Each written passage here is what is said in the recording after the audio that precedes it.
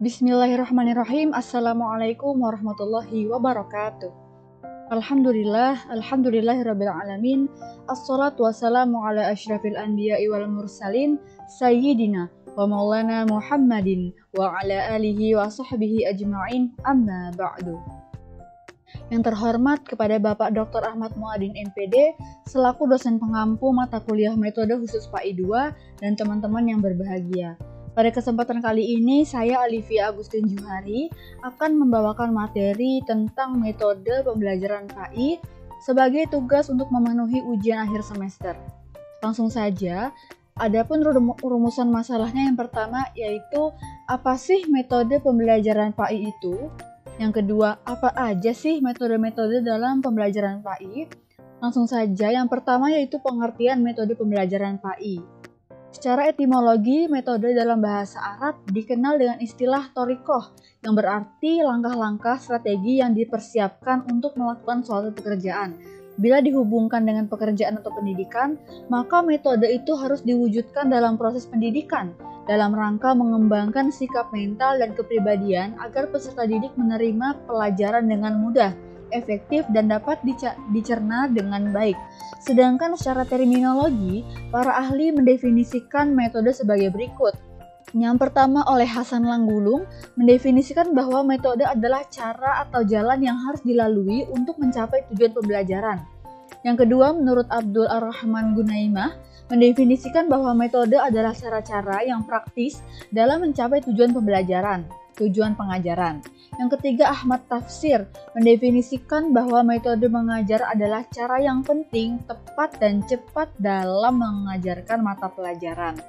Berdasarkan beberapa definisi di atas, dapat disimpulkan bahwa metode pembelajaran adalah seperangkat cara, jalan, dan teknik yang digunakan oleh pendidik dalam proses pembelajaran agar peserta didik dapat mencapai tujuan pembelajaran atau menguasai kompetensi tertentu yang dirumuskan dalam silabi mata pelajaran.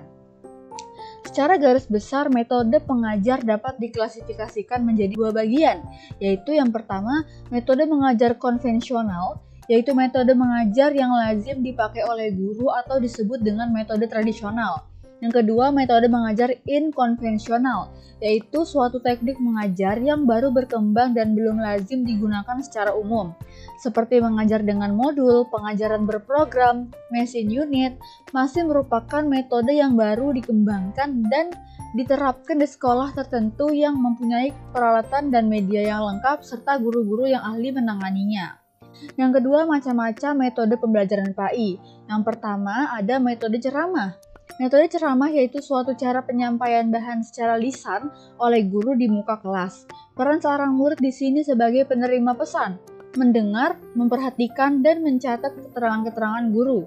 Metode ini layak dipakai guru apabila pesan yang disampaikan berupa informasi, jumlah siswa terlalu banyak, dan guru adalah seorang pembicara yang baik. Adapun kelebihannya yaitu penggunaan waktu yang efisien dan pesan yang disampaikan dapat sebanyak-banyaknya.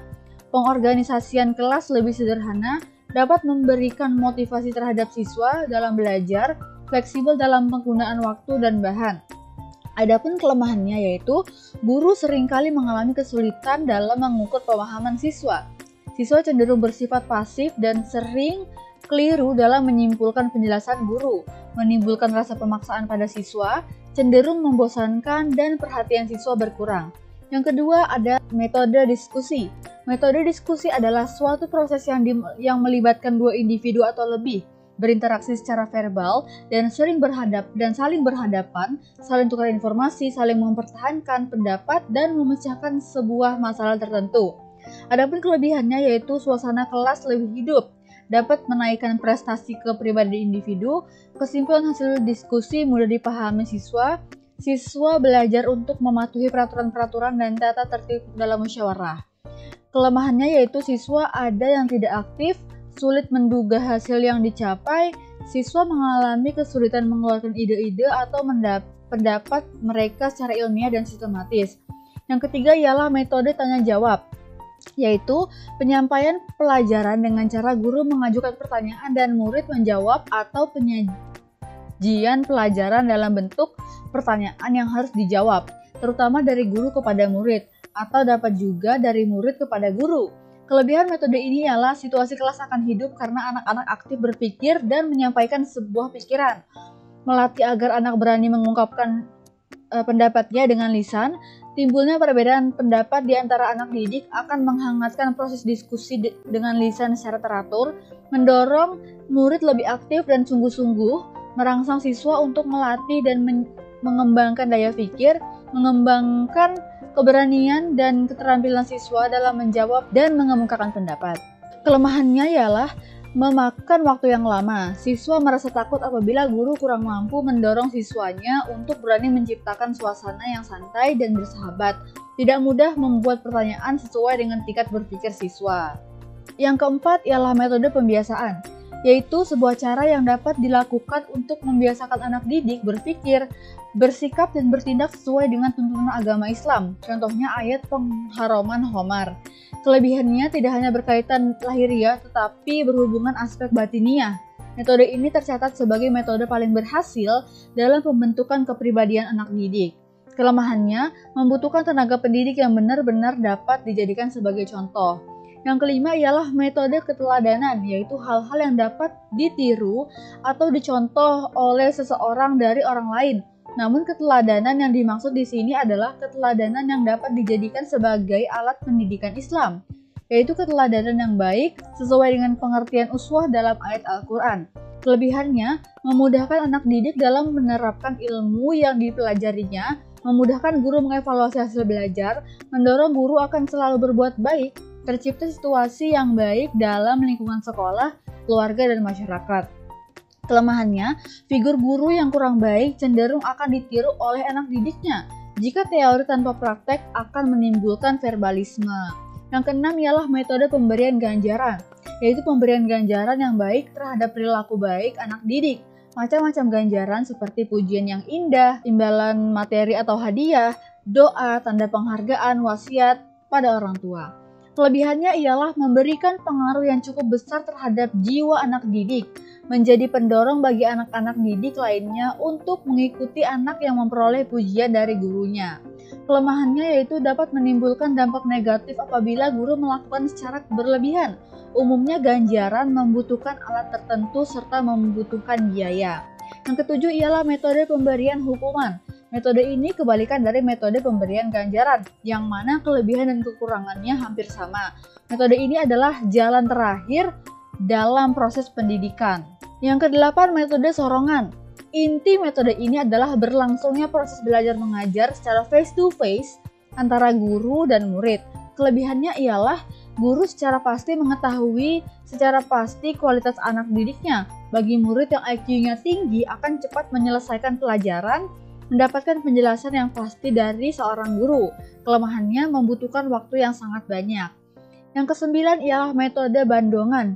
Menurut Zamarkashi Dovier, yaitu sekelompok murid mendengarkan seorang guru yang membaca, menerangkan dan seringkali mengulas buku-buku Islam dalam bahasa Arab.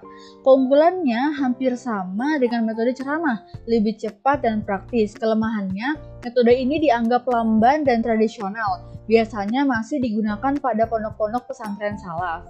Yang ke-10 ialah metode muzakarah, yaitu suatu cara yang digunakan dalam menyampaikan bahan pelajaran dengan jalan mengadakan pertemuan ilmiah yang secara khusus membahas persoalan yang bersifat keagamaan. Nama lainnya Majmal al-Buhus. Muzakarah dibedakan menjadi dua, yaitu muzakarah yang diselenggarakan oleh sesama santri untuk membahas suatu masalah. Yang kedua, muzakarah yang dipimpin oleh seorang kiai, di mana hasil muzakarah diajukan untuk dibahas dan dinilai dalam suatu seminar. Yang ke-11 ialah metode qisah, yaitu suatu cara dalam menyampaikan suatu materi pelajaran dengan menuturkan materi pelajaran dengan menuturkan secara kronologis tentang bagaimana terjadinya sesuatu hal yang sebenarnya terjadi ataupun hanya rekaan belaka.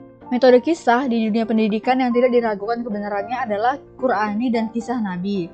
Yang ke-12 ialah metode pemberian tugas, di mana guru memberikan sejumlah tugas terhadap murid-muridnya untuk mempelajari sesuatu, kemudian mereka disuruh untuk mempertanggungjawabkannya. Tugas yang diberikan oleh guru bisa berbentuk memperbaiki, memperdalam, mengecek, mencari informasi, atau menghafal pelajaran. Metode ini mempunyai 3 fase, yaitu yang pertama, fase pemberian tugas, yang kedua fase pelaksanaan tugas, yang ketiga fase pertanggungjawaban tugas. Yang ketiga ialah metode karya wisata, yaitu suatu metode mengajar di mana siswa dan guru pergi meninggalkan sekolah menuju suatu tempat untuk menyelidiki atau mempelajari hal-hal tertentu. Yang ke-14 ialah metode eksperimen. Menurut Zakiyah Darajat, metode percobaan atau eksperimen yang biasanya dilakukan dalam mata pelajaran tertentu. Sedangkan menurut Departemen Agama yaitu praktek pengajaran yang melibatkan anak didik pada pekerjaan akademis, pelatihan dan pemecahan masalah. Yang ke-15 ialah metode latihan. Menurut Zuhairini yaitu suatu metode dalam pengajaran dengan jalan melatih anak didik terhadap bahan pelajaran yang sudah diberikan atau biasa disebut dengan ulangan. Yang ke-16 ialah metode sosiodrama, yaitu suatu metode mengajar di mana guru memberikan kesempatan kepada murid untuk melakukan kegiatan memainkan peran tertentu seperti yang terdapat dalam masyarakat sosial. Tujuannya adalah agar siswa menghayati dan menghargai perasaan orang lain, membagi tanggung jawab dalam kelompok, merangsang siswa berpikir dan memecahkan masalah. Yang ke-17 ialah metode simulasi, yaitu penekanan dalam metode simulasi adalah pada kemampuan siswa untuk berimitasi sesuai dengan objek yang diperankannya. Dan pada titik finalnya siswa mampu untuk mendapatkan kecakapan bersikap dan bertindak sesuai dengan situasi yang sebenarnya. Yang ke-18 ialah metode kerja lapangan, yaitu suatu cara mengajar yang bertujuan memberikan pengalaman kerja nyata bagi anak didik di luar kelas, di mana saja bisa. Metode ini hakikatnya merupakan penyempurnaan dari metode kerja kelompok, karya wisata, dan eksperimen bahkan tanya jawab. Yang ke-19 ialah metode demonstrasi, yaitu metode mengajar dengan menggunakan peragaan untuk memperjelas suatu pengertian untuk memperhatikan bagaimana berjalannya suatu proses pembentukan tertentu kepada siswa. Dapat digunakan dalam penyampaian bahan pelajaran fikih. Langkah-langkah penerapan metode demonstrasi yaitu perencanaan, pelaksanaan, dan evaluasi.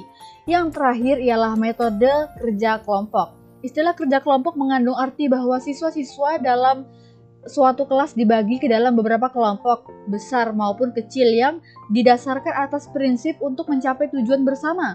Langkah-langkah yang harus ditempuh dalam pelaksanaan metode kerja kelompok ini yaitu yang pertama, menentukan kelompok. Yang kedua, pemberian tugas-tugas pada kelompok. Yang ketiga, pengerjaan tugas pada masing-masing kelompok. Dan terakhir ialah penilaian.